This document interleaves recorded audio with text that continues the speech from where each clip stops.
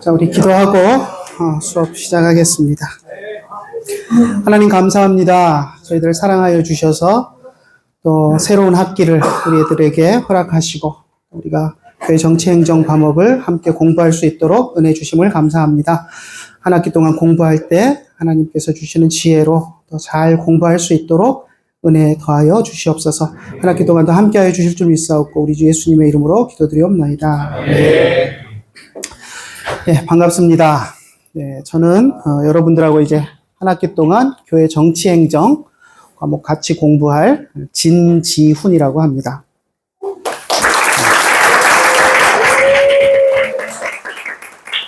오늘은 아마 또 단축 수업이고 그래서 수업 제 소개 좀 하고 제 소개하다 보면 자꾸 말이 많아져서 길어지는데 소개하고 수업 앞으로 한 학기 동안 어떻게 수업할지 우리 실라부스 있는 강의 안에 개요 수업 계획서 이야기하고 마치도록 하겠습니다. 자, 제 소개를 먼저 하겠습니다. 저 담임 목회를 일단 먼저 하고 있고요. 수경로에 우리 합동 측 속한 수경로에 제기동교회를 담임하고 있습니다. 그리고 제 이제 경력을 좀 시간 순서대로 좀 써놨는데 제가 미국에서 뒤에 보면 이제 MBA 경력이 나오는데 뜻하지 않게 뭐 MBA를 했어요. 테네시 주립대학에서. 근데 그때 제 클래스메이트가 미국 애가 했던 말이 저한테 이제 별명처럼 붙여준 게 크레이지 가이라고 불렀습니다. 크레이지 가이. 무슨 말이죠? 미친놈. 노골적으로 미친놈 그러지 마시고, 좀, 괴짜 정도가 맞는 것 같아요. 그러니까 제 살아온 이야기를 좀 했더니, 정말 크레이지 가이다. 너 크레이지 가이다. 그랬어요. 근데 이제 제 걸어온 길을 보시면 제가 경희대 우주과학과를 나왔고요. 한글과 컴퓨터에서 연구원 생활을 한 3년 반 했습니다. 아래 한글 쓰시죠, 다? 거기서 아래 한글 있어요. 아래 한글 96 버전인가? 그거 나올 때 제가 매뉴얼 쓰고 도움말 만들고 그거 제가 다 했습니다. 한글 홈97이구나, 홈97. 아무튼 그리고 이제 PC통신 예전 PC통신 시절에 하이텔 들어오는 거 보셨나요? 천리안. 네. 컴퓨터 선교에 시삽을 했습니다. 시삽 아시나요? 시삽? 예전에 그 노래 경연하는 프로에서 그 유희열 심사위원장인가? 그러니까 자기가 팬클럽 시삽하겠다 그러니까 아무도 시삽을 모르더라고요. 이게 옛날 PC통신 시절에 그 시스템 오퍼레이터의 약자 시삽이라고 그 동호회 대표를 시삽이라고 운영진을 시삽이라고 불렀는데 아무튼 그랬고요. 그래서 제가 컴퓨터 선교회 최근까지도 관계를 맺고 좀 활동을 했었고요. 제가 신학은 개혁신학연구원을 나왔습니다. 여러분 선배는 아닙니다. 총신을 나온 건 아니고요. 2005년에 개혁교단하고 합동교단이 교단대 교단 통합을 했습니다. 그때 제가 칼빈 신학교에서 공부를 하고 있었는데 그때 저도 모르는 사이에 제가 합동 소속이 되었습니다. 그래서 여러분 앞에 설 수 있는 기회가 됐고요. 사실 저는 목사가 안 되려고 했었습니다. 천문학자가 되려는 꿈을 꿨었고요. 근데 이제 저희 아버지가 여러분 선배예요. 저희 아버지가 총신 출신이신데 서철원 교수님 아시나요? 서철원 교수님하고 저희 아버지하고 동기십니다. 그래서 근데 이제 우리 장로교 분열 여러분 장로교에서 배우면서 분열사 다 배우시죠? 그래서 저희 아버지는 80년에 저쪽 합동 보수 쪽으로 갔다가 개혁 쪽으로 갔다가 이제 그러다가 이제 은퇴하시기 직전에 이제 합동교단으로 다시 개혁교단이 합치면서 이제 돌아오셨는데 아무튼 그런 속에서 제가 이제 어렸을 때부터 장로교 목사 아들로 자랐지만 저는 목사 안 한다고 하나님 앞에 우리 권사님들이 너도 아버지처럼 목사 될래? 그럼 저는 절대 안 합니다. 못 합니다. 그러고 부정을 했었는데 그 이유가 여러분도 목회하면서 그런 것들 이제 경험하시게 될 텐데, 사실 저희 아버지 목회하시는 걸 보면서 정말 목회자로서 정말 아낌없이 다 주셨는데, 그걸 다 받았던, 그 사랑을 받았던 사람들이 나중에 교회를 떠나면서 없는 말로 온갖 비방을 하고, 그렇게 온 동네를, 소문을 그렇게 내고 떠나고 하는 모습을 보면서, 근데도 아버지는 전혀 대꾸도 안 하고, 나 같으면 가서 멱살 잡고 싸움이라도 할 판인데, 그냥 참고 묵묵히 계시는 모습을 보면서, 저게 목회라면 나는 못한다. 내 승질 가지고 못한다. 그래서 하나님 저는 절대 못합니다. 그랬었는데, 결국 하나님이 코를 꿰셔가지고, 목사가 됐는데, 좀 더 이제 담임 목사 10몇 년 하면서, 사실 저도 똑같은 일을 당하면서, 최근에도 좀 그런 일이 있어가지고, 하나님 앞에 기도하면서, 하나님 내가 그래서 목사 안 한다 그랬잖아요. 그래서 기도하고 그러고 있는데, 아무튼 그래서 이제 천문학자가 되려고 하다가 하나님이 길을 다 막으시고, 제가 그래서 이제 대학 4년을 공부를 하고 이제 대학원을 진학하려고 하다가 이제 하나님이 다 길을, 내 생각으로는 안 될 이유가 없었는데 하나님이 하여튼 막으셔서 대학 졸업하고 이제 군대 가서 이제 하나님이 여러 가지 체험을 통해서 하나님이 나를 부르신다라는 걸 이제 100% 확신하게 됐고, 그 이전까지도 이제 부르시는 것은 알았는데 계속 내 생각일지도 몰라 이러면서 이제 도망 다니다가 군대에서 빼도 박도 못하는 이제 확신을 가지고, 그리고 이제 제대하고 나서 이제 신학교를 가게 됐습니다. 그래서 이제 저희 아버지가 그때 이제 개혁교단에 계셨기 때문에 교단 신학교로 들어가게 됐고요. 사실 이제 제대를 한 달 앞두고 나서, 제가 군대 가기 전에 이제 사실 이제 컴퓨터쟁이 생활을 하게 된 게 뭐냐면, 죄송합니다. 컴퓨터쟁이 생활을 한 것이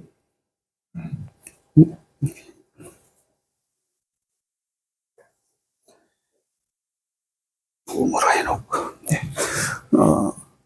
제대하기 전에 이제 같이 대학 3, 4학년을 같이 공부했던 예비학 선배 중에 하나가 컴퓨터에 미쳐 사는 사람이 하나 있었어요. 그 당시 이제 펜티엄도 안 나왔을 때가 486 컴퓨터가 주류였던 그 시절에 집에 가보면 레이저 프린터도 있고, 예전에는 그 도트 프린터라 그래서 뜨륵뜨륵뜨륵 하면서 이렇게 프린트 하던 게 이제 다 그거 쓰던 시절인데, 집에 가면 레이저 프린터도 있고, XY 플로터 들어보셨어요? 이렇게 좌표 딱 해가지고 칙칙 하면서 그래프 그려주고 하는 그게 있는데, 그런 기계도 있고, 하여튼 컴퓨터에 미쳐 사는 사람이 하나 있었는데, 제가 이제 대학원 떨어지고 방황할 때,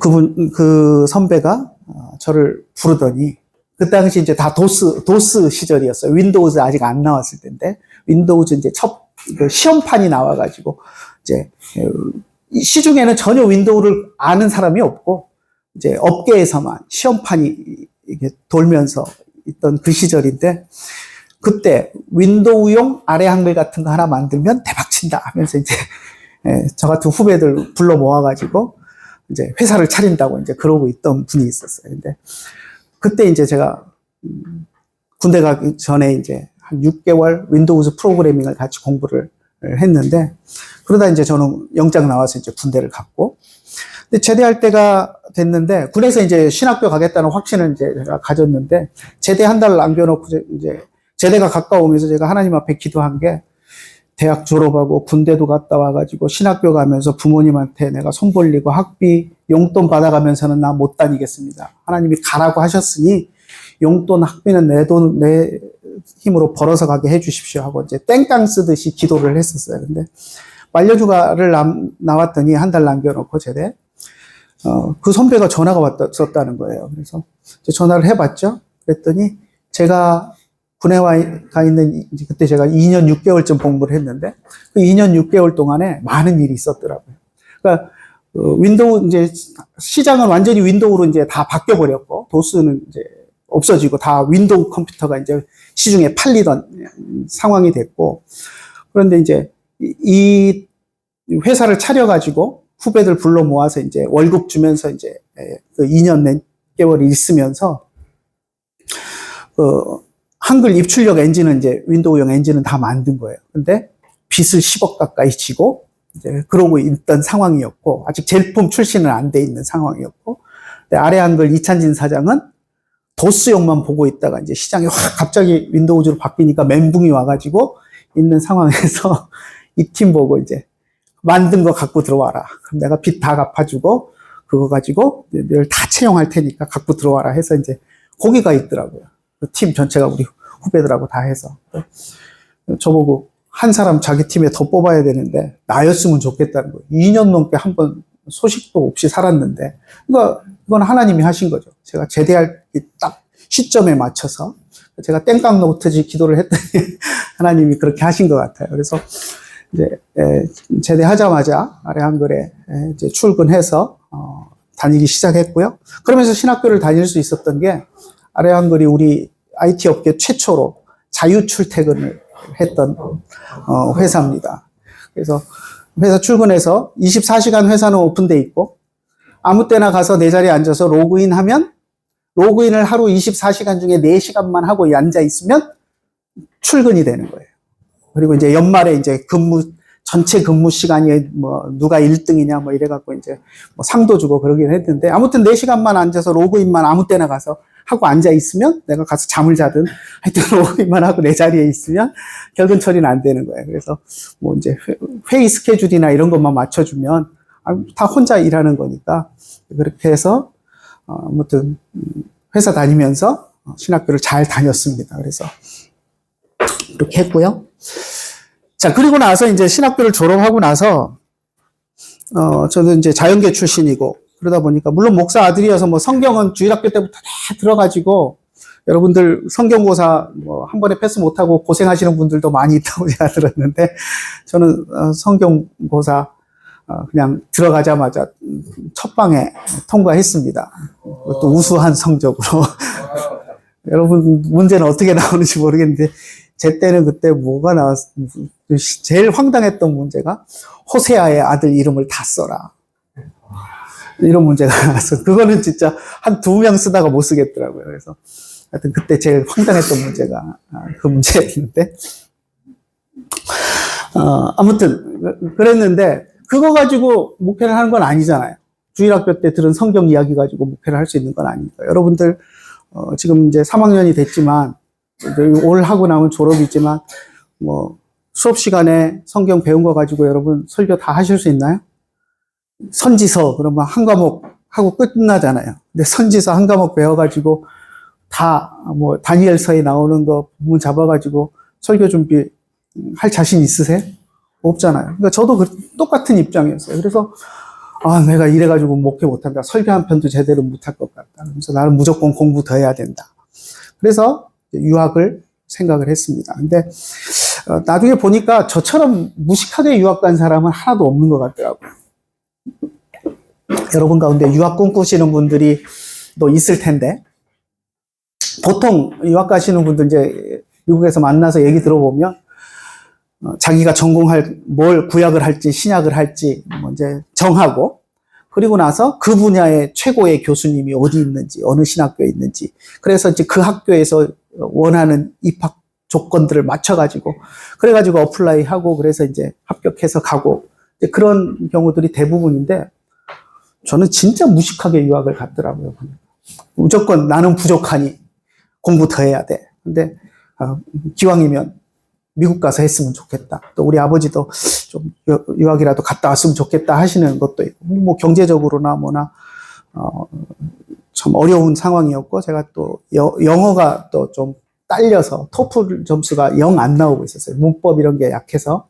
천문학 공부하면서는 원서가 이제 대부분이라 그냥 읽고 뭐 독해하고, 또 자연계 쪽 책들은 좀 별로 어렵지 않아요. 쉬워요. 그래서 그냥 뭐 책 읽고 하는 데는 별 문제가 없었는데, 찾아가면서 책 보고 하는 데는, 근데 토플 점수는 안 나오더라고요. 그래서 고민하고 있었는데, 근데 건대에서 우연히 만난 젊은 청년 하나가 뭐 토플 점수 없어도 유학 가는 방법 많이 있습니다 그러더라고요. 무슨 말도 안 되는 소리를 그랬더니, 자기 교회, 순복음 교회였는데, 교회 집사님이 장로님이 하는 그 유학원을 소개해 줬는데, 가서 이제 상담이나 해보라고 그래서 이제 가서 상담을 했더니, 가서 신학교는 언제든지 토플 점수 나오면 트랜스퍼해서 갈 수 있으니까, 어학 코스가 있는 주립대로 가면 언제든지 갈 수 있다는 거예요. 그러면서 한국에서 맨날 토플 하는 것보다 미국에 가서 영어 공부하는 게 훨씬 더 빨리 영어가 늘 거라고.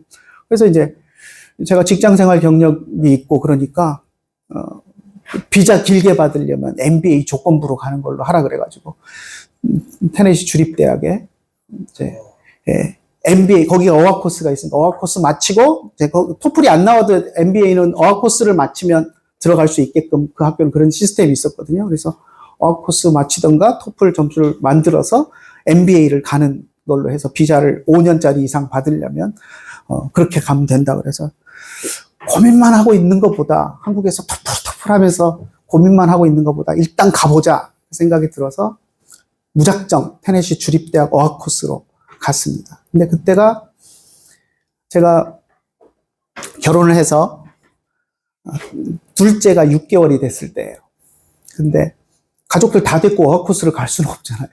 그것도 그 가족 생활비까지 경제적으로 감당도 안 되고 그래서 이제 신학교나 정해지면 어떻게 그때는 불러올 생각을 해도 일단 나 혼자 가볼게. 그리고 이제 가족들 남겨놓고 그리고 이제 혼자 무작정 테네시 주립대학의 어학 코스로 갔습니다. 근데 이제 그러다 보니까 빨리 영어를 해결하고 신학교로 가야 가족들을 상봉할 수 있으니까 어찌됐든 한국 사람 만나고 영어에 올인하겠다. 이제 그 생각을 갖고 비행기를 탔는데, 근데 제가 신학교 마치고 이제, 목사 안수를 받은 상태였거든요. 저희 아버지가, 전도 목사라도 목사 안수를 받고 가는 게 가서 상황이 어떻게 될지 모르니까 안수 받고 가라 그래서 이제 그 말을 순종해서 이제 노회 전도 목사로 이제 안수를 받고, 비행기를 탔는데, 비행기 타서 가는 동안에 하나님이 저에게 질문을 하나 던져주시는 거예요. 이제 거기가 테네시 주립대학에 이제 어학 코스가 있어서 한국 학생들이 한 7, 80명 늘 있다라는 얘기는 들었거든요. 근데 교민들이 없어서 교회도 없고, 이제 그렇다고 이제 알고 갔는데, 교회도 없다고 하는데, 또 가서 거기 한국 학생들이 한국말로 예배 드리기를 원하는 학생이 있으면 어떡할래? 하는 질문을 저한테 던져주시더라고요. 열몇 시간 비행기를 타고 가면서 고민을 했어요. 한국 사람들 만나서 한국 사람들하고 예배 드리고 이러다 보면 영어 안 늘 텐데 이걸 어떡하나 고민하다가 내리기 직전에 제가 하나님 앞에 대답한 게 뭐냐면, 하나님 그래도 내가 목사인데 예배 드리기를 원하는 사람이 있으면 예배는 드려야 되지 않겠습니까? 그러고 이제 내렸어요. 근데 이제 그 공항에서 이제 같이 만났던 분 중에 이제 진짜 MBA를 하려고 가신 분이 있었는데, 한국 분이, 이제 그분하고 어떻게 우여곡절 하다가 이제 기숙사 룸메이트가 됐어요. 근데 이제 그분한테만 이제 사실 목사인데 MBA 할 생각 없고, 어학 코스 하다가 토플 점수만 나오면 신학교로 떠날 거다. 그러니까 여기 얼마 있을지 모르겠다라는. 근데 절대 한국 사람들한테 나 목사라는 얘기 하지 말아라. 불편하다. 그래서 조용히 숨어서 영어 공부만 하다 사라지겠다. 이제 그랬는데, 이분이 온 동네에 소문을 다 냈어요. 아마 거기가 이제 유학생 교회가 있었더라고요. 근데 목사님이 한 5년 거기서 이제 유학생 교회를 하면서 교민도 없고 그러니까 이제 학생들 정들만 하면 떠나고 정들만 하고 떠나고 하니까 이제 힘들었나 봐요. 근데 이제 그 유학생 교회 다니는 사람이 이제 그 어학코스 클래스에서 만나가지고 한국교회 이제 신입생이니까 한국교회 오면 밥도 주고 그러니까 한국 밥 먹으려면 교회 오라고 이제 꼬셨나 봐요. 전도를 했나 봐요. 근데 거기다 대고 자기는 룸메이트가 목사니까 교회 안 가는 그랬다는 거예요. 그래가지고 그 다음날 도착하고 이틀째 되는 날 어떤 분이 저를 찾아왔어요. 목사님이 저를 만나기를 원한다. 그래서 이제 참 부담스럽더라고요. 그래가지고 안 만나면 또 이게 또 버릇없는 놈인 것 같고, 그래서 그래 가서 인사나 하고 한번 그래도 인사는 여기 있으려면 인사는 해야지 하고 이제 찾아갔어요. 그래서 이제 인사드리러 찾아갔더니 하는 얘기가 기도의 응답이래요. 뭔 얘기인가 그랬더니 이제 힘드셔서 이제 거기를 떠나서 이제 이민자들이 있는데 이민 목회하러 가실 걸 결정하고 이제 거기를 떠나면 이제 거기 유학생들밖에 없으니까 목사 오려는 사람이 없다는 거예요. 그래서 학생들하고 2달 넘게 목사님 보내달라고 기도하고 있었는데 코스에 목사가 나타났다니까 이 기도의 응답이다 이렇게 나오시는 거예요. 그래서 근데 거기다 대고 뭐라고 할 수가 없더라고요. 그리고 또 비행기에서 내가 내릴 때 예배 드리기 원하는 사람이 있으면 내가 목사인데 예배는 드려야죠 하고 내렸잖아요. 근데 이 상황이 이렇게 되니까 뭐라고 그걸 거절을 못 하겠더라고요. 그래서 하여튼 2주 만에 유학생 교회를 맡게 됐고요. 그래서 유학생 교회를 맡아서 3년 6개월 정도를 거기서 유학생 목회를 했습니다. 근데 이제 거기하고 차로 1시간 정도 떨어져 있는 켄터키주에 있는, 그러니까 테네시 주립대학으로 갔는데 거기가 켄터키하고 아래 위로 있는데 켄터키주에 또 똑같은 상황의 교회가 하나 더 있어서 이 목사님이 2군데를 다 목회를 하셨더라고요. 그러면서 이제 주변에 큰 도시에 있는 한인교회들이 여기에 유학생들 많이 오니까 여기에 목사님 꼭 필요하다라는 공감대가 형성돼서 이제 생활비도 그 시골 동네에서 살 수 있을 만큼 생활비도 대주셨고, 그래서 이제 제가 2개를 다 맡으면 그거 다 받을 수 있다고 이제 그러시더라고요. 그래서 아무튼 그래서 이제 유학생 교회를 하게 됐고, 그러다 보니까 이제 생활비는 거기서 살 수 있는 생활비가 확보가 되니까 이제 한 달 만에 떨어뜨려 놓고 온 가족들 다 와서 극적인 상봉을 하고 거기서 이제 유학생 목회를 하면서 이제 가족들하고 3년 6개월을 지냈습니다. 학생 비자로 갔잖아요. 등록을 해야 되잖아요. 그러다 보니까 이제 어학코스 처음에는 2달 다녔는데 어학코스 2달 지나고 나서 그 다음에 이제 토플 시험을 봤는데 거기 학부 들을 수 있는 토플 점수가 턱걸이가 딱 나왔어요. 그 1점도 애들이 없이 딱 옛날 스케일로 500점이었는데 500점 딱 나왔어요. 그래서 그래서 이제 그 다음 레벨 어학코스로 갈 수도 있는데 어학코스 있는 것보다는 수업을 들어보는 게 나중에 신학교 가서 도움이 더 될 것 같더라고요. 그래서 어차피 제가 자연계 출신이라 MBA를 하려면 학부에서 선수 과목으로 경영학 개론, 회계학 개론 이런 거 들어야 되는데 그럼 수업을 들어보자 그래서 이제 경영학 개론, 회계학 개론을 대학 과목을 이제 수업을 들었어요. 근데 그거 딱 끝나고 나니까 또 MBA 들을 수 있는 또 토플 점수가 턱걸이가 딱 나왔어요. 그래서 그럼 MBA 들어보자. 그리고 이제 어차피 불법 체류자가 안 되려면 학생 비자라 계속 등록을 해야 되니까 그래서 이제 등록을 하다 보니 이제 3년 동안 졸업까지 갔습니다. 그래서 근데 제가 이제 또 그래서 성격이 뭘 하나 하면 대충 안 하고 또 열심히 하거든요. 그래서 사실 좀 하나님 왜 목사를 MBA 시키시나 하는 마음도 있었지만 기왕 할 거 열심히 하자 그래서 또 열심히 했어요. 그래서 여기 보면 2번째 MBA 뒤에 보면 그 헬라어로 써 있죠. 여러분 헬라어 다 잘 아시죠? 베타, 감마, 시그마 써 있는데 이게 경영학 학회 아너 소사이어티예요. 그래서 공부 잘했다고 아너 소사이어티에도 들었습니다. 그때 경영대학원 이제 같이 졸업하던 미국 애들까지 해서 한 50명 정도가 졸업을 했는데 5명 받았거든요. 거기에 꼈습니다, 제가. 자랑할 만하죠?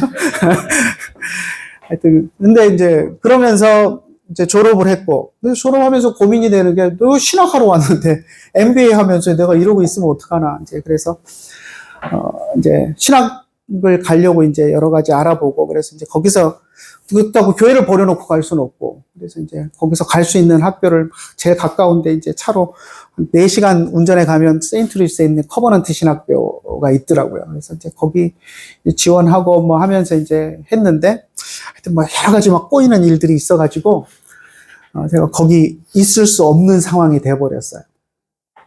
나중에 아마, 기회가 되면 얘기할 상황이 있을 텐데, 지금은 시간이 없어서, 그냥 일단 그 자세한 이야기는 안 하겠습니다. 아무튼 그래서 커버넌트 신학교도 이제 포기하고 그리고 이제 어차피 이제 저기를 하면서 떠나야 되니까 여러 이제 학교들을 어플라이 하면서 보니까 칼빈 신학교에 교회 정치 행정으로 THM이 있더라고요. 딴 학교는 없어요. 칼빈 신학교만 있었어요. 그래서 하나님의 MBA 시키신 게 이것과 연관이 있을까? 내가 특별히 뭘 공부하겠다, 전공하겠다 생각을 갖고 온 것도 아니니까 하나님의 MBA를 시키신 이유가 여기 있나? 그럼 교회 행정적으로 특화해서 공부를 한번 해볼까? 하는 생각이 들더라고요. 그래서 딴 데는 이제 다른 걸로 어플라이를 하면서 칼빈은 이제 교회 정치 행정으로 어플라이를 했어요. 근데 이제 복잡한 일들이 막 생기면서 하나님이 이로 보내시는구나 하는 게 이제 느껴졌어요. 그래서 아무튼 마지막 최종 선택은 이제 미시건의 칼빈 신학교 이제 THM을 교회 정치 행정으로 하는 걸로 이제 해서 갔고요. 거기서 이제 THM을 하면서 처음에는 행정 쪽에 MBA를 했으니까 행정 쪽에 관심을 가지고 많이 봤는데 1년 공부하면서 여기도 이제 장로교 시스템을 쓰는 교단의 신학교인데 그러다 보니까 장로교 시스템에 대해서 이제 저도 이제 그때까지는 장로교가 뭐가 좋은지 이런 거 잘 몰랐죠. 여러분하고 비슷했어요. 근데 거기서 그걸 배우면서 장로교가 이렇게 아름다운 제도구나, 성경적인 제도구나 하는 걸 깨달았고, 그리고 이제 거기서 교단 헌법은 이렇게 얇은데 교단 헌법 해설서를 이렇게 두꺼운 해설서가 있어요. 근데 뭐 해설서가 그렇게 쓸 게 있나 그러고 이제 배우면서 이제 보니까 그 문구 하나가 어떻게 정착이 되게 됐는가, 역사적인 자기네들이 어떤 토론을 거쳐서 그 문구 하나가 그렇게 정착을 시켰는가, 이걸 다 역사적인 상황들을 다 써놓은 거예요. 그러니까 예를 들면 유아세례 같은 경우에 우리는 만 6살인데 거기는 만 5살이었거든요. 왜 5살이? 4살 하면 안 돼? 우리처럼 6살 하면 안 돼? 그런 의문들이 생길 수 있잖아요. 왜 하필 5살로 돼? 근데 여기도 해본 거예요. 3살로도 해봤다가 8살로도 해봤다가 근데 그런 시행착오를 거치면서 이제 여러 토론 가운데 5살로 이제 결정을 하게 된 그런 역사적인 히스토리들을 쫙 설명을 해놨더라고요. 거기에 제가 너무 매력을 받았어요. 그래서 나도 한국 돌아가면 한국 장로교 헌법을 이렇게 해설서를 한번 써보고 싶다. 뭐 이제 사기가 충천해가지고 이제 공부를 하면서 이제 그쪽에 관심을 가지고 보는데 하다가 실망이 너무 됐어요. 왜냐하면 쓸 게 없어. 한국 장로교 헌법 해설서? 물론 우리 여기 보면 해설서 있어요. 해설서 우리 나온 게 있습니다. 근데 사실 해설서 뭐 쓸만한 게 사실 없어요.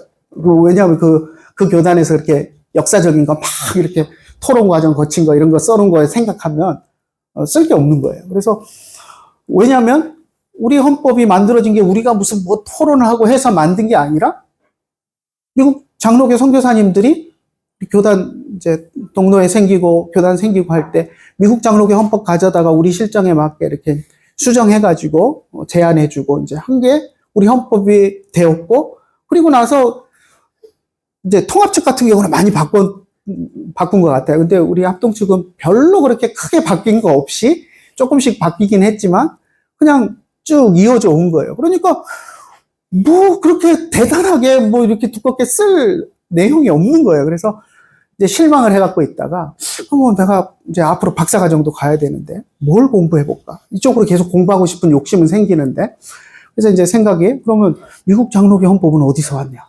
웨스터민스터 헌법에서 왔더라고. 웨스터민스터 헌법은 어디서 왔지? 칼빈의 제네바 교회 헌법에 영향을 받아서 만든 거예요.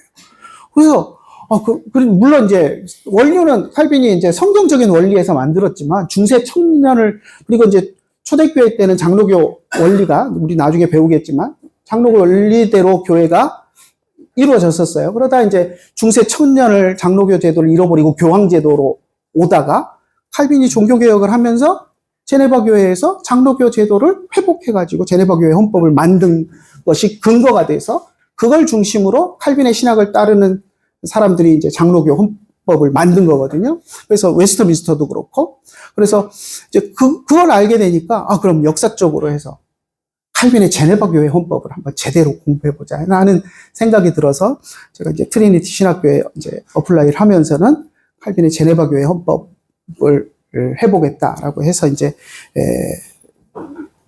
어드미션을 받았고, 그래서 이제 마지막 박사학위 논문은 제가 한번 읽어볼까요? John Calvin's Theology of the Fourfold Office in his commentaries from 1540 to 1564 and its application to the Church of Geneva in the 16th century. 뒷다 길죠? 우리 박사과정 디렉터 에버백 교수님이 졸업할 때 이거 읽어주시면서 숨을 헐떡헐떡. 포폴드 오피스는 사중직입니다. 사중직. 우리 장로교에 있는 목사, 장로, 집사, 교사. 이 사중직. 여러분 다 들어보셨죠? 이 사중직이 칼빈의 컨멘터리 주석 안에서 칼빈이 이 네 개의 직분에 대해서 어떻게 해석을 하고 어떤 생각을 가지고 있었는지 1540년은 칼빈이 처음 로마서 주석을 썼던 해고 1564년은 돌아가신 해죠. 그래서 그때 한평생 주석을 계속 써 오셨는데 그 주석 안에 이 네 개의 직분에 대한 생각들이 어떻게 발전되고 또 어떻게 변화가 있는지 이런 부분에 대해서 이제 쓰고 그리고 그걸 제네바 교회에서 어떻게 적용했는가 하는 것들에 대한 것들을 논문으로 썼습니다. 그래서 이제 제가 이제 이렇게 해서 이제 졸업을 했고요. 근데 사실 졸업을 못할 뻔 하다가 겨우 했습니다. 그 이유가 제가 이제 트리니티 신학교 간 게 2006년이었고 2010년에 코스웍 마치고 종합고사를 딱 2009년 말이구나. 종합고사를 보고 그 결과를 기다리고 있는데 저희 아버지가 돌아가셨어요. 그래서 10년 만에 이제 한국에 나왔습니다. 장례식 때문에 나왔는데 장례식 때 우리 성도들이 제 손을 붙잡고 우리 교회 버리지 마십시오 하면서 눈물을 뚝뚝 흘리면서 붙잡는데 뭐 어떻게 할 수가 없더라고요.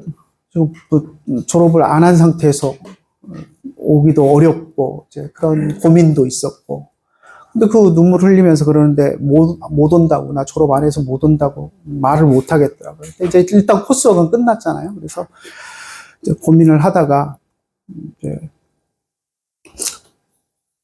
그렇다고 뭐 제가 오고 싶다고 마음대로 오는 것도 아니고 또 노회에서 또 임시당회장 와서 공동회의도 해야 되는 거고 그러니까 그런 법적 절차를 그럼 밟아서 오라고 하면 안 오지는 않겠습니다. 결과는 어떻게 될지 모르니까 또 이제 저희 교회가 교인 수는 적고 하지만 조그마한 이제 건물이 하나 있거든요. 그러니까 이제 월세 내는 교회는 아니니까 또 눈독 들이는 목사님들이 더러 있었어요. 그래서 이제 어떻게 될지 모르니까 근데 이제 우리 시찰장이었던 목사님이 저희 아버지하고 막역한 사이인데 저보고 그러더라고요. 아들이 오겠다 그러면 자기가 이거 하는 사람들을 막고 어떻게 공동회의 해보고 하겠다. 그런데 아들이 안 오겠다 그러면 뭐 정치꾼들 이렇게 해갖고 거기 누구를 심으려고 하는 사람도 자기가 막을 재간이 없다. 이런 식으로 얘기를 하시더라고요. 그래서 일단 그럼 제가 교인들이 오라고 하면 오겠습니다. 라고 이제 일단 대답을 하고 제가 떠났어요. 근데 고민이 많이 되더라고요.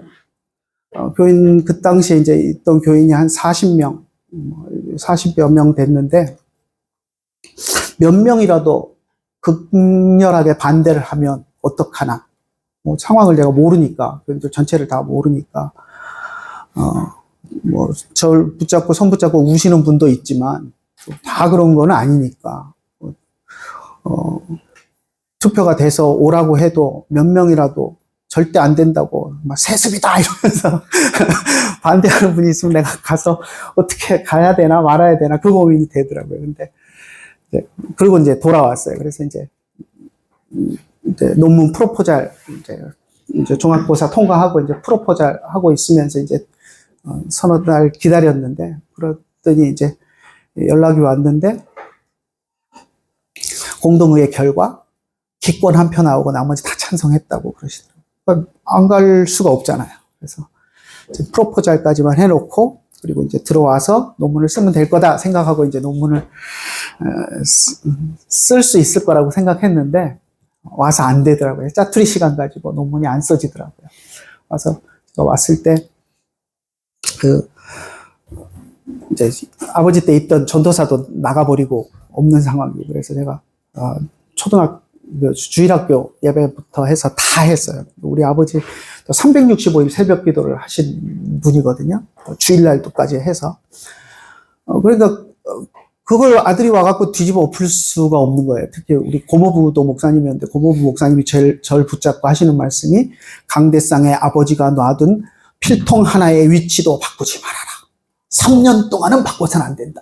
이러시더라고요. 그러니까 뭐 그런데 새벽 기도를 주일날 없애고 뭐 이럴 수는 없는 거잖아요. 그래서 또 하신 대로 했죠. 그랬더니 설교가 몇 편이에요. 제가 설교를 새벽 기도도 20분 설교를 했거든요. 우리 아버지가 그렇게 하셨으니까. 그러니까 주일날 주일학교 설교, 대배, 저녁 예배, 금요일, 수요일 새벽 기도 7번. 20분 이상 설교를 몇 편일까요? 일주일에 13편?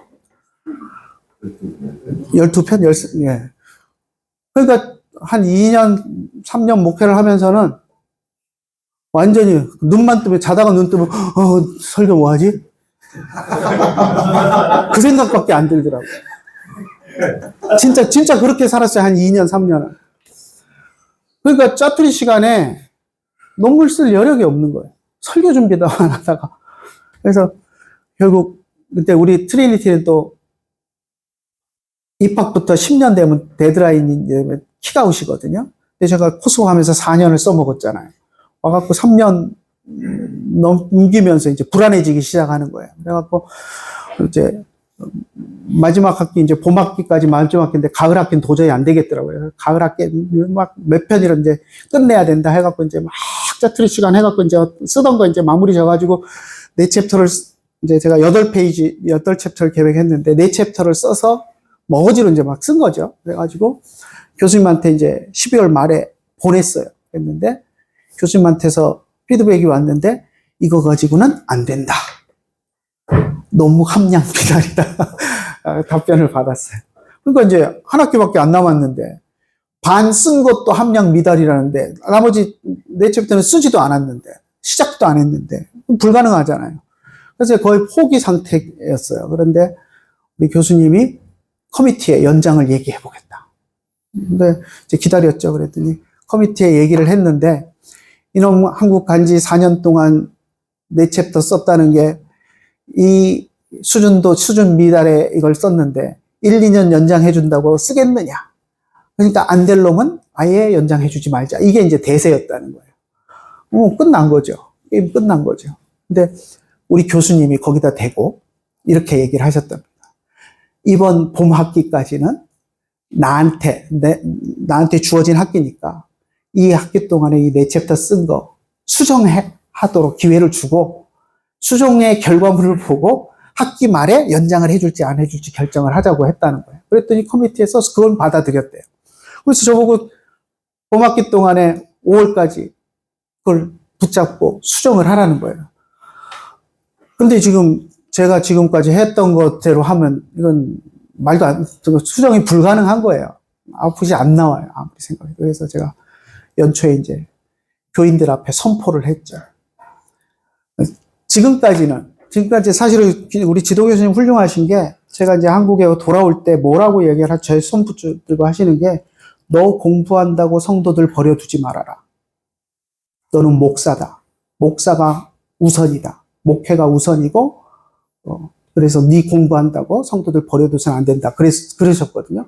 그러니까 목회자적 마인드가 있는 교수님이죠. 저도 그렇게 생각했고 그래서 그동안은 이제 목회 올인하고 짜투리 시간 가지고 이제 어떻게든 끼작끼작 써보려고 노력을 했었는데 이래가지고 안 되겠더라고요. 그래서 1월 첫 주에 성도들한테 상황이 이렇습니다. 그리고 올 한 해 아마 연장을 해줘도 한 학기 1년일 것 같은데 승부를 못 보면 10년 공부한 거 꽝이 됩니다. 좀 절 봐주십시오. 그래서 이제 앞으로 1년은 그동안 해왔던 설교 재탕하고 하면서 논문에만 올인하겠습니다. 좀 익스큐즈를 해주십시오. 그랬더니 교인들이 그렇게 하라고 하더라고요. 그래서 이제 새벽 예배 설교도 그때 이제 바꿨어요. 그래서 20분 설교가 아니고 그 기성에 나와 있는 그 365일 묵상집. 제일 처음 했던 게 그 부흥과 개혁사에서 나왔던 칼빈과 함께 하는 365일 아시나요? 그거 가지고 이제 한 페이지에 딱 성경 한 2구절 나오고 한 페이지 칼빈의 그런 글에서 이렇게 발췌한 것들. 그래서 이제 내가 칼빈 학자니까 칼빈 갖고 시작해보자. 그러고 이제 새벽 예배는 30분 전에 그거 잠깐 내가 읽고 묵상하고, 그리고 나서 한 5분 커멘트하고, 그리고 기도합시다. 새벽 기도는 그렇게 하고, 나머지 이제 수요 예배, 금요 예배, 뭐 주일 예배까지도 그동안 몇 년 동안 해왔던 설교가 있잖아요. 일주일에 열 몇 편씩. 그거 이제 컴퓨터쟁이랑 이제 완벽하게 이제 파일로 다 작성해 놨으니까. 그거 이제 끄집어내가지고 이제 조금 한번 예배 전에 읽고 이제 조금 수정해가지고, 그래가지고 이제 재탕하는 설교를 하면서, 그리고 이제, 교육관 책상 몇 개 붙여놓고 이제 완전히 이제 논문 시스템으로 월요일 아침부터 해가지고는 토요일 저녁까지는 무조건 논문. 수요 예배나 금요 예배는 잠깐 30분 전에 보고서 올라가서 설교하고 그렇게 1년을 보냈거든요. 그러니까 이제 논문 진척이 좀 되더라고요. 그래서 수정을 해서 이제 보냈더니 학기 말에 커미티에서 한 학기 연장을 해줬어요. 한 학기. 근데 이제 한 학기 갖고 뭘 되겠냐 그랬는데, 처음에 이제 그게 네 챕터 이제 리바이즈 한 게 뭐 괜찮다고 한 학기 이제 잘 됐다고 한 학기를 연장해 준다 그래서 정말 저는 진짜 잘 된 줄 알았어요. 그랬더니 이제 우리 교수님이 잘 됐다고 이제 뭐랄까 약간 뻥을 좀 커미티에서 쳐주신 것 같아요. 근데 그 이후로도 여름에 그거 네 챕터 더 수정하느라고 제가 진짜 생땀을 흘렸거든요. 교수님이 이거 지적 계속 해주시는 거 이제 수정하느라고.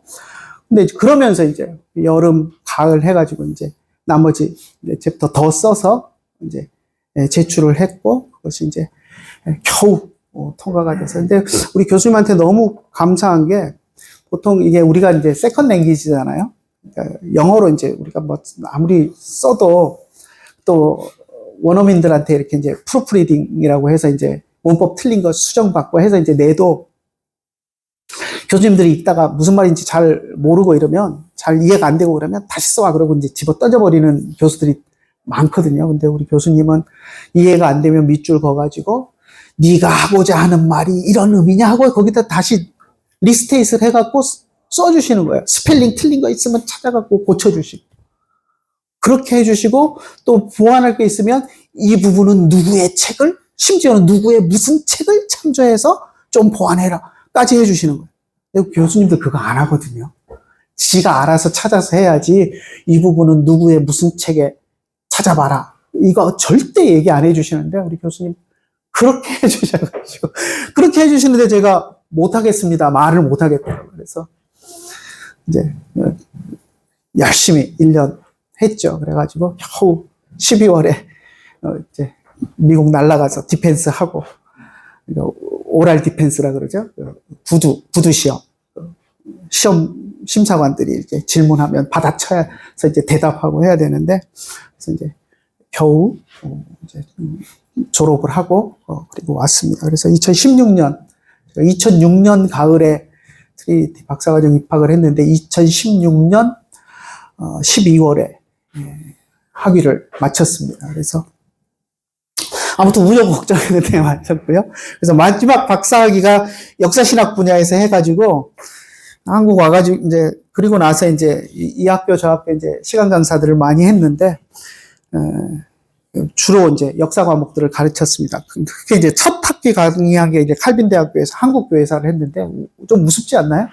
미국에서 공부한 사람이 첫 강의를 한국교회사를 했어요. 근데 이제 뭐 그것마저도 할 수 있느냐 그러는데, 한국교회사는 못합니다 이러면 다음부터 기회가 안 오거든요. 그래서 이제 할 수 있다고 해놓고 이제 열심히 또 준비해가지고 강의하고 했는데, 아무튼 그렇습니다. 그리고 성서대학도 하고 했고요. 이제 아시아 리폼드 신학교는 여기 이제 정기식 신학교는 아니고 이주민들 가르치는 신학교예요. 캄보디아 학생들 중심으로 해서. 그래서 이주 노동자로 와갖고 예수 믿은 사람들 신학교육 시켜가지고 이제 뭐 지금은 이제 목사 안수까지 줘서 이제 보내도록 이제 그 외국인 교단도 만들고 이제 했는데, 아무튼 거기서 또 가르치고 있고, 아무튼 그러다 보니까 제가 역사신학으로 마지막 박사학위는 했지만 그게 처음이에요. 교회사를 처음 배우고.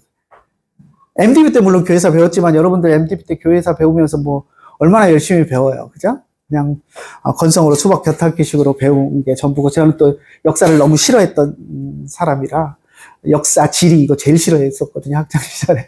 그러니까 별 관심 없었는데 천문학 공부하다가 MBA 하고 교회 정치행정 하다가 마지막 가서 역사 해놓으니까 물론 이제 종합고사 보느라고 열심히 막 공부해서 이제 종합고사 통과하느라고 교회사 전반적인 걸 이제 많이 공부를 하긴 했지만 그래도 어디 가서 교회사 학자입니다. 교회 역사학자입니다. 이 얘기를 처음에는 못 하겠더라고요. 근데 이제 이 잡다한 과목들을 몇 년 가르치고 났더니 이제 내공이 좀 쌓여가지고 이제 그렇고요.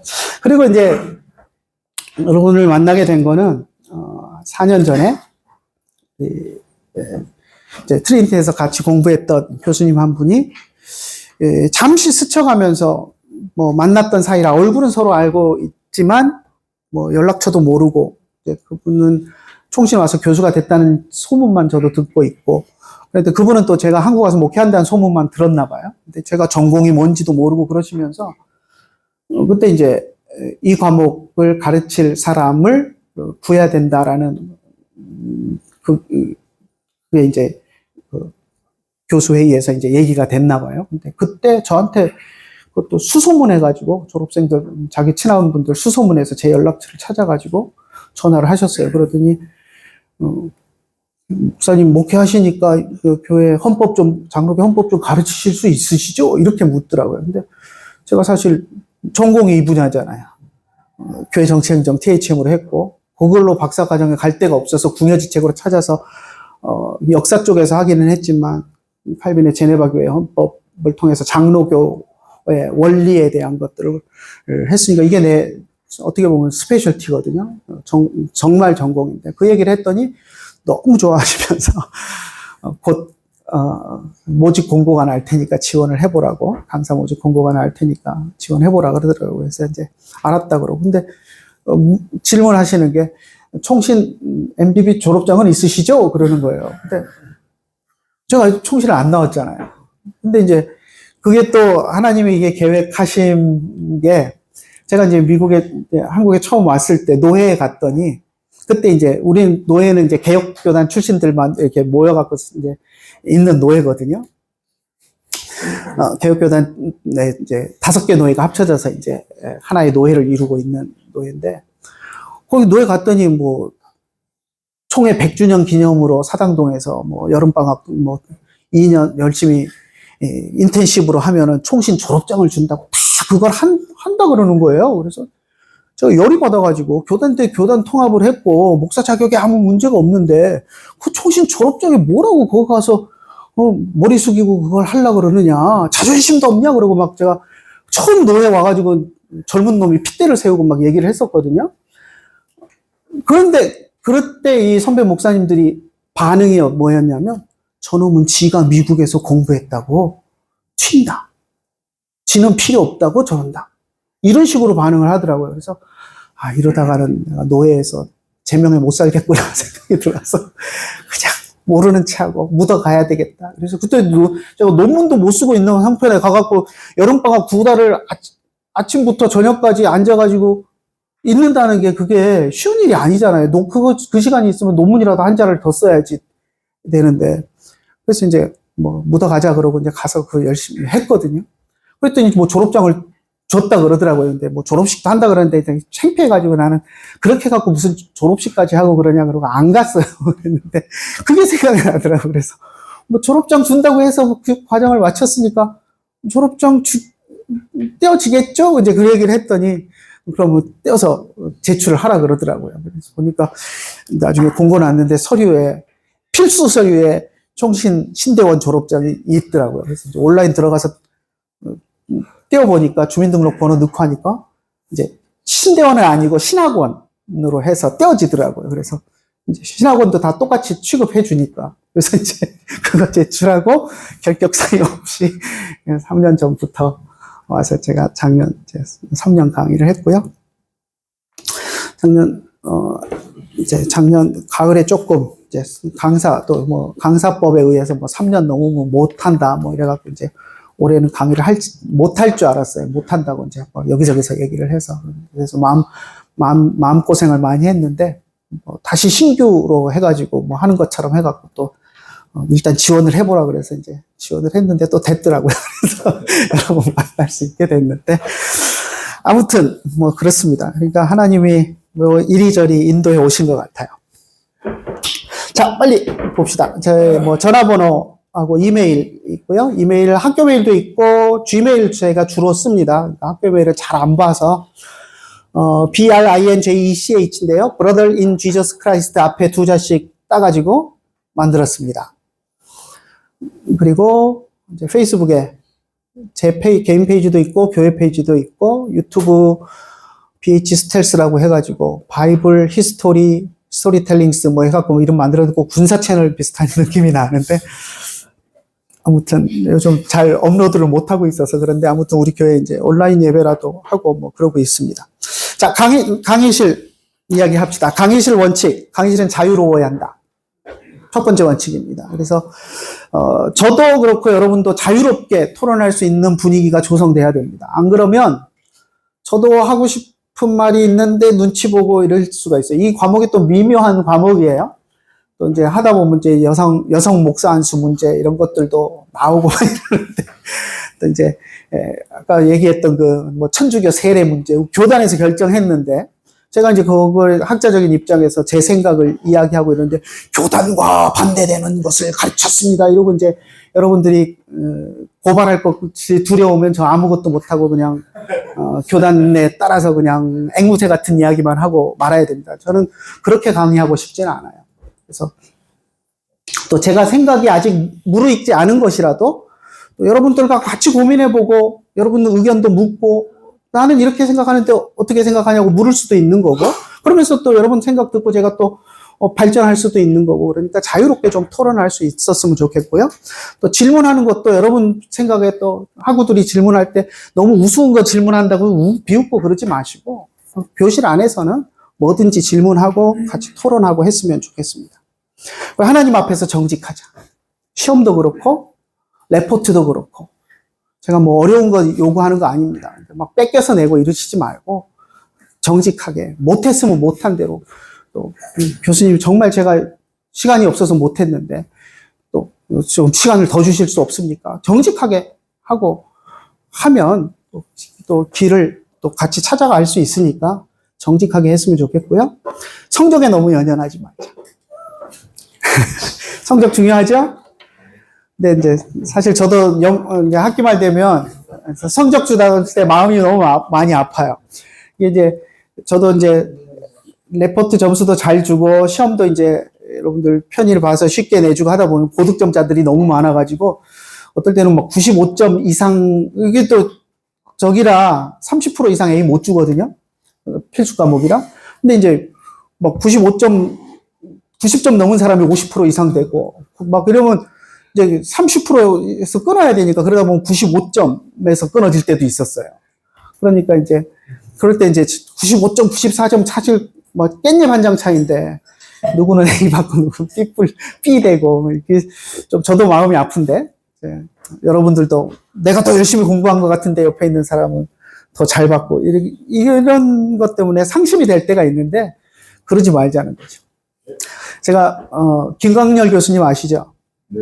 김광렬 교수님이 제가 개혁신학연구원에 있을 때 와서 구원론 가르치셨는데 이제 학위 막 맞추시고 오셨을 때인 것 같아요. 총신에서도 시간 강의하고 이제 하면서 하셨는데 김광렬 교수님한테 구원론을 제가 D-를 받았습니다. D-. 지금 여러분 D는 없잖아요. 그죠? D면 낙제잖아요. 근데 저희 때는 D까지 급제였어요. 근데 D-를 받았어요. 구원론에. 그렇다고 구원 못 받은 거 아닙니다. 왜 그랬냐면 한 학기 내에 저는 이제 처음 신학을 하는 입장에서 책도 개혁주의 구원론이었어요. 그래서 개혁주의 구원론이 뭔지 내가 바른 정체성을 세워서 나중에 성도들을 가르칠 때 바른 개혁주의 구원론을 가르쳐야 되겠다라는 생각에 그거를 개혁주의 구원론을 바르게 정립하는 데 이제 포커스를 맞춰서 공부를 했어요. 근데 레포트도 없었고 중간고사도 안 받고 기말고사 사지선다형 20문제로 승부를 보셨는데 문제가 다 어떻게 나왔냐면 다음 중 이 사람이 한 말은 무엇인가? 다음 중 이 말을 한 사람은 누구인가? 전부 다 20문제가 그래요. 근데 저는 누가 무슨 말을 했는지 전혀 관심 없었거든요. 누가 무슨 말을 했든지 그 중에서 제일 개혁주의 바른 구원론인 놈을 가져다가 내 구원론의 체계를 세우겠다. 여기에 초점을 두고 한 학기 다 공부했는데 누가 무슨 말을 했는지 그 문제만 20문제를 낸 거예요. 그래서 뭐 고민을 하면서 이제 기억을 더듬어 가면서 썼는데 모르겠어요. 딱 60점이 나와서 D-를 준 건지 50점 된데 은혜 점수를 줘서 D-를 준 건지를 모르겠는데 하여튼 구원론 D-를 받은 적이 있습니다. 근데 뭐 성적이 별로 안 좋으니까 기분은 안 좋죠. 그런데 뭐 김광일 교수님 원망도 저는 안 했고 내가 목표했던 공부를 했으니까 그걸로 저는 만족을 했습니다. 그래서 여러분도 저하고 핀트가 안 맞으면 남들은 대충 레포트 써서 냈는데 점수 잘 받는데 나는 맨날 며칠 고민하고 레포트 써서 냈는데 레포트 점수가 이 모양이야 왜?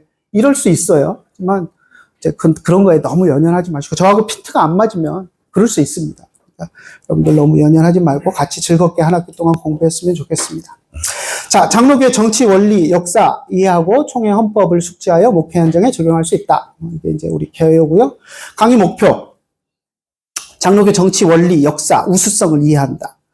우리 헌법 주요 내용들을 숙지하고 활용하고 이게 이제 강도사 고시에도 나오잖아요. 그러니까 잘 숙지해서 그런 것도 대비하고 다양한 교회 행정 문제를 장로교적 원리에 입각해서 해결할 수 있는 능력. 그리고 제일 이제 실라부스에서 제가 마지막 거는 안 넣었는데 장로교 사역자로서 자부심과 정체성. 이게 어떻게 보면 제일 중요한 겁니다. 장로교 사역을 하면서도 장로교 목사로 사역을 하면서도 침례교 목사님들이 침례가 바르다 그러면 그런가? 그리고 막 침례 주려고 하고 막 이런 분들이 있거든요. 물론 뭐 침례 줬다고 잘못된 것은 아니에요. 하지만 왜 우리가 뿌리는 세례를 하는지 약식 세례라 그래 막 침례교에서는 뿌리는 세례는 약식 세례다. 근데 약식 세례 아닙니다. 우리가 약식이면 정식으로 해야지 왜 약식으로 합니까? 근데 우리가 신학적인 이유가 있어서 하는 거예요. 나중에 이제 세례 부분에서 우리가 배울 텐데 아무튼 그래서 이 과목을 한 학기 하고 나면 와 장로교가 최고다. 장로교 사역자로서 좀 자부심을 가지고 사역하는 여러분들이 되었으면 좋겠습니다. 주 교재는 강의안이고요. 강의안 아직 안 나온 것 같아요. 오늘 중으로 온다고 얘기를 하니까 군의 서점에서 오늘 저녁 때나 내일은 구입할 수 있을 겁니다. 근데 강의안 있으셔야 수업을 따라올 수 있습니다. 그러니까 강의안 반드시 구입하시고요. 그리고 이제 강의안에 보면 이제 헌법책 이게 내용을 제가 다 필요한 것들은 다 넣었어요. 그러니까 헌법책은 굳이 안 사셔도 됩니다. 특히 이제 여성 강도사 문제 때문에 헌법 꼭 개정한다고 난리 치니까 괜히 샀다가 개정판 나오면 허무하잖아요. 그러니까 좀 기다리시는 게 지혜로울 것 같고 아무튼 수업하는 데는 당장 필요 없습니다. 그러니까 강의안 하시고 그 다음에 이제 장로교의 큰 물줄 이게 제가 여러분 가르치기 위해서 선배들 가르치기 위해서 급하게 만든 책인데 아무튼 장로교의 역사와 원리에 대한 것들을 그냥 엑기스만 얇게 해서 냈습니다. 그래서 여러분들이 좀 사서 보시고 레포트도 있습니다. 자, 평가. 중간고사 20%, 중간고사는 8주차 되는 날 4월 21일인 것 같아요. 퀴즈 형식으로 수업하고 나서 수업 1시간 하고 20분 퀴즈 형식으로 보겠습니다. 그리고 기말고사 40%, 기말고사는 이제 기말에 보는 거고요. 뭐 문제 형식은 사지선다형 혹은 단답식 해서 이제 낼 거예요. 그리고 강의 안에 있는 예제 문제 제가 넣어놨는데 강도사고시 문제집에서 발췌한 것도 있고 제가 만든 것도 있고 그런데 거기 중심적으로 나오니까 강의 안에 있는 문제들 잘 풀어보시고요. 자, 출석은 10%밖에 안 되는데 무단 결석하면 한 번에 3점씩 까입니다. 그러니까 3번 결석하고 나면 딴 거 다 만점 받아도 A 받기 거의 어렵습니다. 그러니까 여러분들 출석 신경 쓰시고요. 과제물. 자, 첫 번째 과제물 4월 8일까지 한 달 여유 드릴게요. 이 책 독후감입니다. 독후감인데 요약 절대 하지 마세요. 독후감이라고 해서 내라 그랬더니 책 요약만 잔뜩 해갖고 한 페이지 내시는 분이 있는데 제가 그걸 읽으면서 무슨 생각이 드냐면 내가 쓴 책 요약해놓은 내용을 내가 왜 읽고 있어야 되냐. 자괴감이 들어요. 저는 여러분들이 이 책을 읽으면서 무슨 생각을 했는지가 알고 싶은데 자기 생각을 하나도 없고 요약만 잔뜩 해놓고 읽으면서 막 화가 나요. 내가 이걸 내가 쓴 책에 요약해 놓은 걸 내가 왜 읽어야 되나? 그러니까 절대 요약하지 마세요. 그리고 여러분이, 그러니까 독서라는 것은, 요약해서 습득하는 지식도 있지만 그 책을 읽으면서 내가 무슨 생각을 하고 그 속에 깊이 빠져들어가서 무슨 생각을 하고 무슨 고민을 하고 그 고민의 결과 내가 뭘 얻었는가. 이게 더 중요합니다, 어떨 때는. 그러니까 저는 그걸 원하는 거예요. 그러니까 요약하지 마시고 이 책을 읽으면서 여러분이 어떤 유익이 있었고 어떤 생각을 했는가. 한 페이지, 한 페이지예요. 앞뒤 한 장 아니고 한 페이지. 쓸 게 많은 사람은 뚜겨 넣으세요. 폰트 줄이고 행간 줄이고 뭐 여백 줄이고 해서 어찌됐든 한 페이지로 줄이세요. 표지 달지 마세요. 탄소 중립을 실천해야 됩니다. 표지 달지 마시고 이름만, 제일 첫 줄에 앞에 이름만. 자, 논문에, 그 다음에 두 번째 레포트는 논문에 대한 토론인데요. 강의한 뒤에 붙어 있을 겁니다. 제가 쓴 논문인데, 우리 교단에서 몇 년 전에 천주교 세례를 인정해 오다가 지금까지 인정해 오던 것을 인정 안 하기로 우리 교단이 결정한 게 있어요. 그거에 대해서 제가 그건 잘못이다라는 취지로, 그렇다고 제가 뭐 천주교 옹호주의자 아닙니다. 여러분 읽어보시면 알 거예요. 왜 그런 이야기를 했는지. 그러니까 그걸 읽고 여러분들의 의견을, 그러니까 이제 뭐 토론하시는 식으로, 논쟁하는 식으로, 저하고 다른 생각이 있으면 이래서 다릅니다. 저는 다르게 생각합니다. 하셔도 좋고, 보통 교수님들은 자기 생각하고 다른 얘기하면 점수 별로 안 좋게 주죠? 근데 저는 그렇지 않습니다. 나름대로, 그런 생각을 근거해서 그렇게 얘기하면 나름대로 그렇게 얘기할 수도 있겠구나 하는 게 제가 납득이 되면 충분히 점수 잘 드립니다. 그러니까, 납득이 안 되는 어거지를 부리면 그거는 좀 곤란하죠? 하지만 좀 본인의 생각들이 어떤지, 그렇다고 하고 생각도 다른데 교수님 의견이 절대적으로 옳습니다. 감동받았습니다. 뭐 이런 식으로 쓰지 마세요. 너무 속 보이게. 그것도 속 다 보여요. 이것도 한 페이지. 한 페이지. 무조건 한 페이지입니다. 한 페이지. 이거는 5월 13일까지. 그래서 딱 그만큼만 요구하겠습니다. 네. 시간이 지나버렸네. 네. 출석을 못 불렀다. 안 오신 분? 다 왔나요? 출석은 오늘은 이름을 불러야 꽃이 되는데 다음 주에 부르도록 하겠습니다. 기도하고 마치겠습니다. 하나님 감사합니다. 첫 수업 함께 할 수 있도록 인도해 주심을 감사합니다. 한 학기 동안 우리가 함께 즐겁게 웃으면서 수업할 수 있도록 은혜 더하여 주시옵소서. 예수님의 이름으로 기도드리옵나이다.